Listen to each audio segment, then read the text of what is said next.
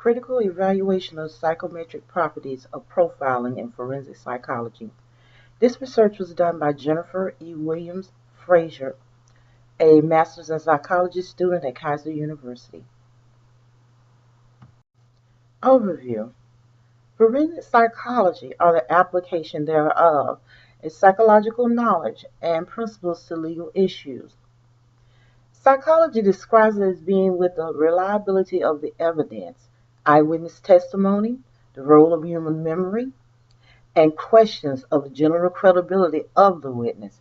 Makes a difference when you're talking about forensic psychology because they have to know the who, what, when, and why of a case.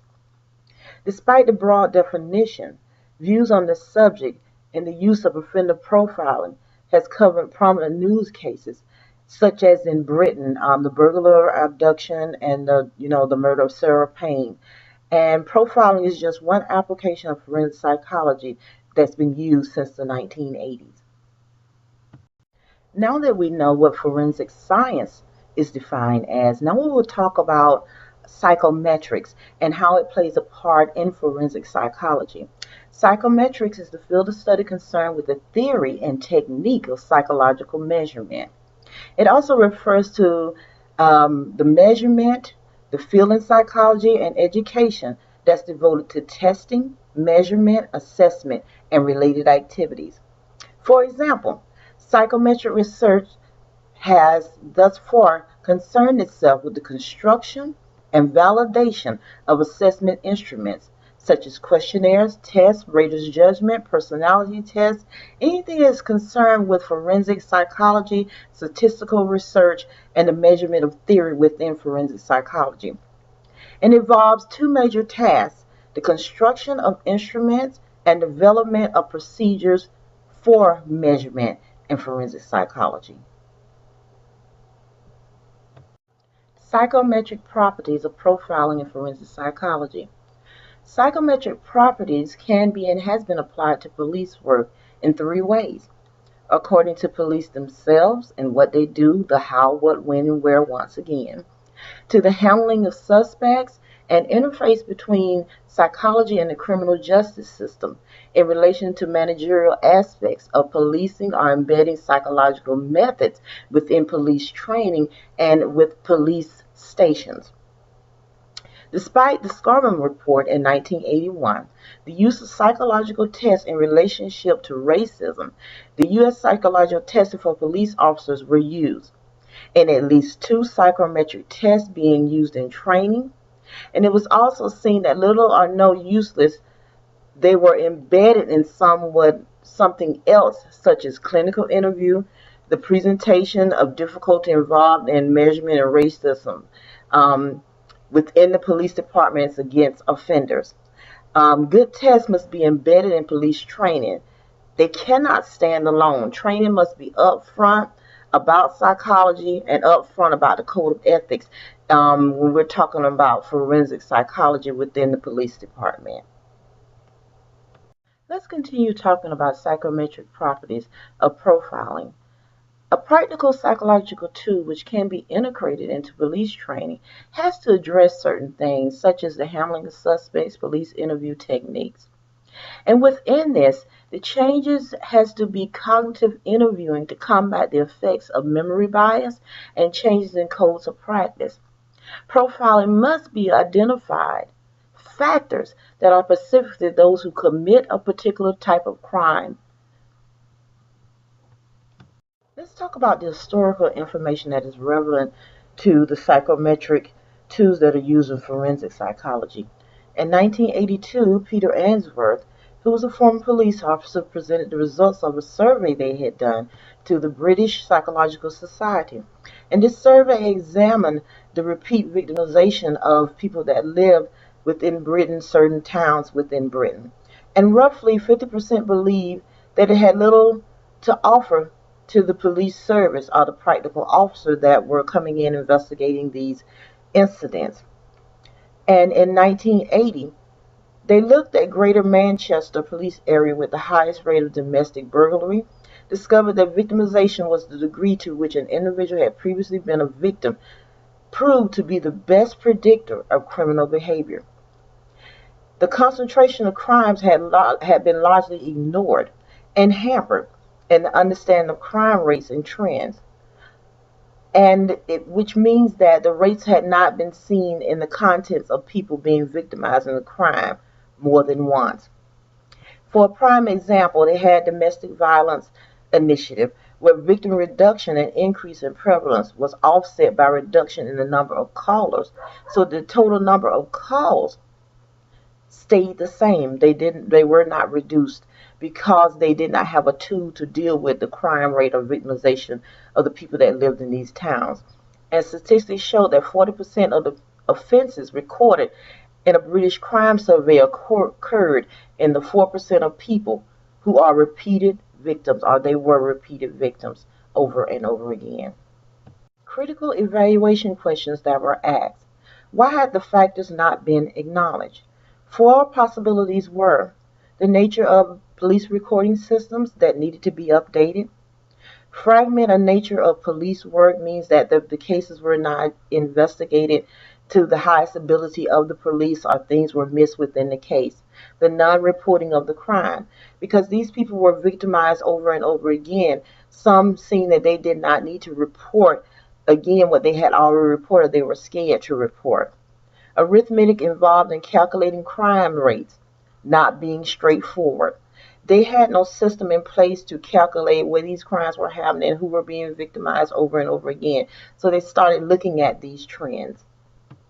Identification of assessment instruments. Principles of repeat victimization are illustrated one way by looking at the fairy tale of Jack and the Beanstalk. So what was created or put into place was the repeat victimization psychometric instrument. And Jack can be viewed as a prolific offender who commits various crimes against the same victims, such as the giant and his wife, and it happens in the same place. The best characteristics of repeat victimization are trends that occur quickly. Offenders later tend to take advantage of opportunities created by the first offense. Repeat victimization tends to be established criminally, which means that they tend to target the same people, used in the same areas because they've gotten away with it before and they want to try to get away with it again. Evaluation of assessment instrument. The basic principle of the repeat victimization theory was that they wanted to prevent repeats of burglaries or people that are being victimized in the towns of cohorts or states, and reduce to some 35% of their pre-projected levels. In drawing on 2 decades of research, 3 measures of crime were needed to be captured and any meaningful conclusion to be drawn. The prevalence, which is the number of the victims per head of population, the incidence, which is the number of crimes per head, and the concentration number of crimes per victims. And these measures became practical. It led to unknown victims being encouraged to come forward to talk to the police. It led to cases being closed because victims were not afraid to not report the incidents. And it was effective enough to offset the need for repeats call to the police. And the crime rates were not as effective because they did not take into account people being victims on more than one occasion. And these 3 measures were taken together, and crime figures then were truly being understood by the police and by forensic science. Instrument purpose. Acknowledging the problems does not solve the difficulties and the constraints which repeat people are victimized. But it can make instinctual good sense, because if you have an instrument in place to see why these things are happening, you can also stop the incidents of people being victimized. And one thing they started doing, they started announcing that the police were going to do blitz and crime prevention, and this makes the incidents of people being burglarized or victimized drop before the changes can be implemented. Changes, which is the repeat burglar's biggest enemy. Instrument is well applied. Repeat victimization is an excellent deployment measure because it focused on areas with high crimes. Cultural, ethical, and societal issues in tests and assessments.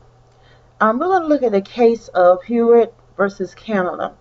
And for this purpose and principles, this case was a landmark case because Hewitt was Aborigine, and he was in Canada, and different rules and statutes came about because of this case on tests and assessments and racism. And one of the things that came out of the case was saying that reasonable steps always have to ensure that the information of the person being profiled is accurate, up to date, and complete as possible. Programs and assessment instruments must respect ethnical and cultural differences and be responsive to the needs of offenders. The case showed that the test is not properly normed in a population. The test may be inaccurate, detrimental for certain offender populations.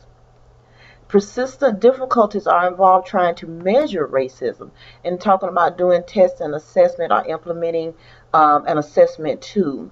Good tests must be embedded in police training. People have to be trained how to use a particular tool. They cannot stand alone. They must be upfront, and people must abide by the code of ethics that is used in every country or every state. Now let's talk about the limitations of assessment instrument. And right now we're talking about the repeat victimization tool that was used. One main limitation was that any tool cannot be presented as legal evidence. Although this is possibly be overcome if profiling is not used as a blanket term for different types of procedures. It is clear that legalistic boundaries is not constrained by the various schools or fields of psychology, and that two overreaching essential requirements should be borne in mind. Service to the court and assessment tests are little or no use unless they are embedded in something else as a clinical interview. Let's continue on with limitations and assessment instrument. Let's look at paying attention to the rules and properties of evidence and evidence gathering. Pay attention how you gather evidence, whose evidence it is, and we go back to who, what, when, and where, because that is very important in the limitations and what is involved in the assessment instrument. And forensic psychology is becoming increasingly relevant to the police, increasing use of DNA profiling, which means that cases are being solved more relevant than they were at any time in history before. Behavior science for forensic experiment psychology do not help in accepting all the time of these instruments and tools. And also we have to realize, because over the years there's been what people see as a secretive or secretness to the pioneers of these techniques. And then there's increasing tension between forensic scientists and police, and resolving issues that they feel strongly about. So they have to get over these barriers of the different issues within forensic scientists, psychometrics, and the police. The importance and application in current society. In high-profile murder cases, this is limited relevance to everyday policy because they are not everyday occurrences. There were two issues: repeat victimization. This is when crime occurs in the same place against the same people. And forensic psychologists follow criminal activity. The other issue was the interface between psychology and the police themselves. Crime prevention and crime surveys were done, but they're too rarely applied to crime prevention. Two sets of issues succeeded, but others failed in promoting forensic psychology. And this is used by academics and police officers together in understanding criminal behavior. Applications of forensic psychology are used following criminal activity.